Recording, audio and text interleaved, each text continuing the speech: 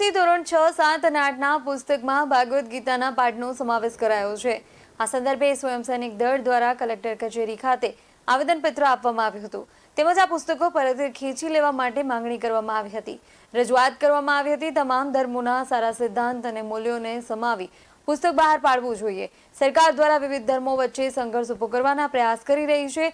જો તમામ ધર્મોના સિદ્ધાંતો અને મૂલ્યોને સમાવતું પુસ્તક બહાર નહીં પાડવામાં આવે તો આગામી સમયમાં ઉગ્ર આંદોલન કરવામાં આવશે તેવી ચીમકી પણ તેમણે ઉચ્ચારી હતી।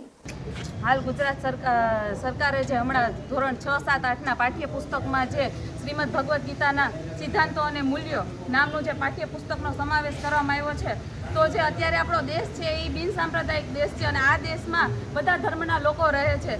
તો જે બધા ધર્મના લોકો રહે છે તો જે ધર્મના જે સિદ્ધાંતોનું જો મૂલ્યાંકનની જ વાત કરતા હોય તો આપણે જે ધર્મના સિદ્ધાંતમાં જે શ્રેષ્ઠ મૂલ્યાંકન થાય, જે શ્રેષ્ઠ જે પ્રસંગો હોય એને આવરી અને એક પાઠ્યપુસ્તક બનાવીએ। કેમ કે જે વિદ્યાર્થીઓ જે શાળામાં ભણવા માટે આવે છે એ ફક્ત એક ધર્મના નથી હોતા, અલગ અલગ ધર્મના વિદ્યાર્થીઓ ત્યાં ભણતા હોય છે અને બંધારણમાં પણ એક ધર્મ માટે એક સ્વતંત્રતાનો અધિકાર આપ્યો છે।